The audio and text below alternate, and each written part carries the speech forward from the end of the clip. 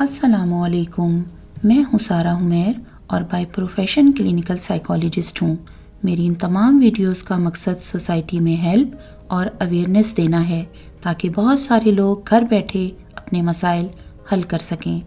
تو زیادہ سے زیادہ شیئر کریں یہ ویڈیوز۔ اگر آپ چینل پر نئے ہیں تو چینل کو سبسکرائب کر لیجئے اور بیل آئیکن کو ضرور پریس کیجئے تاکہ میری آنے والی ہر ویڈیو آپ سب سے پہلے فری میں دیکھ سکیں۔ اپنے کمنٹس کے ذریعے سپورٹ بھی کرتے رہیں اور فیڈ بیک بھی دیتے رہیں۔ آج جس ٹاپک پر میں بات کر رہی ہوں وہ ٹاپک تعلق رکھتا ہے آپ کی کچھ ایسی جسمانی بیماریوں اور جسمانی تکلیفوں سے جن کا تعلق آپ کے جسم میں پیدا ہونے والی تبدیلیوں سے نہیں ہوتا، بلکہ اس کا تعلق آپ کے ذہن میں پیدا ہونے والی تبدیلیاں،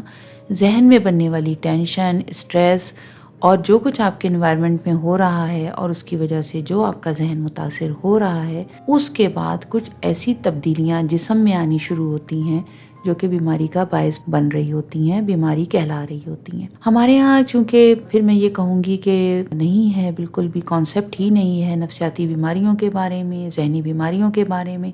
ہم ان باتوں سے بہت اوائڈ کرنا چاہتے ہیں، ہم ان ٹاپکس کو ڈسکس ہی نہیں کرنا چاہتے ہیں، تو پھر ہم ان کا سدپاپ کیسے کر سکتے ہیں؟ جب ہم کسی بھی چیز کے بارے میں ایک اویئرنیس لیتے ہیں، ایک جانکاری لیتے ہیں، جب ہمیں پتہ چلتا ہے کہ کوئی پرابلم کس وجہ سے ہو رہی ہے، تو پھر ہم اس کی جو ایک جڑ ہے اس کو ہم پکڑ لیتے ہیں اور پھر اس کے بعد جو ہے ہم اس کو صحیح بھی کر سکتے ہیں، ہم اس کو بہترین بھی کر سکتے ہیں اور ہم اس پرابلم سے باہر بھی آ سکتے ہیں۔ تو یہاں پر میں آپ لوگوں کو یہ بتانا چاہتی ہوں کہ کئی دفعہ ہمارے ہاں جب لوگ ڈاکٹرز کی طرف جاتے ہیں اپنی جسمانی بیماریوں کے لیے اور وہ شکایت کرتے ہیں کہ ان کو مستقل سر میں درد رہتا ہے، ان کو کوئی ایسی اسکن کی پرابلمز اسٹارٹ ہو گئی ہے سڈنلی، جیسے خارش ہونا، ریشز ہو جانا، یا اچانک سے کوئی بہت سا دانے اور اس قسم کی چیزیں اسکن پہ پیدا ہونی شروع ہو گئی ہیں، اسٹمک ڈسٹرب رہتا ہے، پیٹ میں تکلیف رہتی ہے، اسٹمک میں درد ہونا شروع ہو جاتا ہے، کھانا ہضم نہیں ہوتا، یا کبھی کبھی کچھ جیسے یہ ہے کہ یادداشت اس طرح سے نہیں رہ پا رہی ہے، چیزیں یاد نہیں رہتی ہیں۔ اسی طرح سے بہت ساری ایسی تکلیفیں ہیں جس میں خواہ مخواہ مسلز میں درد ہونا شروع ہو جائے گا، بازو دکھ رہے ہیں، شولڈر دکھ رہا ہے، آپ نے کوئی ایسا کام بھی نہیں کیا، آپ ایکسرسائز بھی نہیں کرتے، آپ لوگ کی کوئی ایسی روٹین بھی نہیں ہے جس کی وجہ سے یہ کہا جائے کہ آپ کے مسل جو ہیں وہ کھنچ گئے ہیں، یا آپ کے جو جوائنٹس ہیں یا مسلز ہیں ان میں بہت زیادہ بوجھ آیا ہے جس کی وجہ سے ایسی شکایت ہو رہی ہے، لیکن مستقل درد رہتا ہے۔ آپ نوٹ کریں خواتین خاص طور پر کہ ان کو خواہ مخواہ پیروں میں درد رہے گا، اگر وہ بہت دیر کھڑی بھی نہیں رہتی، بہت واک بھی نہیں کرتی، ایکسرسائز بھی نہیں کرتی، تب بھی وہ شکایت کریں گی کہ ان کے پیروں میں درد رہتا ہے، ان کی ٹانگوں میں درد رہتا ہے، ان کے سینے میں جلن رہتی ہے، ان کو کھانا ہضم نہیں ہو رہا ہوتا،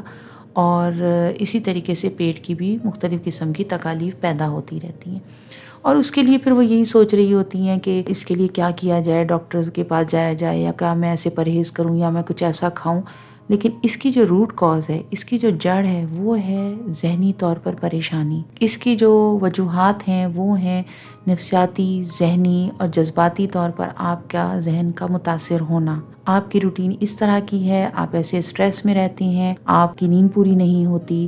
آپ کا ذہن جو ہے وہ بہت ساری باتوں کے لیے گڑمڑ ہو کے ہچکولے کھاتا رہتا ہے، آپ کو بہت دفعہ مشکل ہوتی ہے بہت ساری چیزوں کو مینیج کرنے کی، کہ آپ کے اوپر بہت زیادہ بوجھ آیا ہوا ہے کاموں کا، یا جذباتی طور پر آپ بہت جلدی نڈھال ہو جاتی ہیں کیونکہ کوئی آپ کو اس طریقے سے سننے والا نہیں ہے، آپ کی بات کو سمجھنے والا نہیں ہے۔ تو ہم روٹین میں ان سب چیزوں کو لے کے چل رہے ہوتے ہیں، لیکن اس کی جو اثرات ہیں وہ پھر آہستہ آہستہ جسم میں آنا شروع ہو جاتے ہیں، اور ضروری نہیں ہوتا کہ ہر انسان جو ہے وہ کسی ایک خاص ذہنی بیماری کا شکار ہو کے ہی اس کو پتہ چلے کہ وہ ذہنی طور پہ ان بوجھ کے تلے دبا ہوا تھا، جس کے بعد اب ایک بیماری کی صورت میں وہ چیز اس کے اندر سے اب باہر نکل کر آ رہی ہے۔ کئی دفعہ ایسا بھی ہوتا ہے کہ بہت زیادہ جب آپ کا ذہن بوجھ تلے دبا رہتا ہے، ذہنی دباؤ میں رہتا ہے، جذباتی طور پر آپ بہت زیادہ اپنے آپ کو پریشانی کا شکار کیے رہتے ہیں، تو اس کے بعد آپ کا جسم ریئیکٹ کرنا شروع کرتا ہے، آپ کے جسم میں ڈیفرنٹ قسم کی کچھ تکالیف پیدا ہونے شروع ہوتی ہیں جو کہ ایک بیماری کی صورت پھر اختیار کر جاتی ہیں۔ اور کئی دفعہ آپ نوٹ کریں کہ جو خاص طور پہ کچھ بیماریاں ہیں جیسے شوگر ہے، ڈائبٹیز، وہ بھی اسٹریس کی ہی وجہ سے ہوتی ہے، اور جن کو آلریڈی ڈائبٹیز اور شوگر ہو چکی ہو ان کی وہ شوگر اس وقت بہت بڑھ جائے گی جب وہ ایک دم سے کسی بہت ہی ذہنی دباؤ کی صورتحال میں آئیں گے اور نفسیاتی طور پر ان کو ایک کوئی جھٹکا لگے گا یا ان کو کوئی ایسی اسٹریسفل سچویشن سامنے آئے گی تو ان کی شوگر بڑھ جائے گی. اسی طریقے سے ہارٹ پرابلم ہے،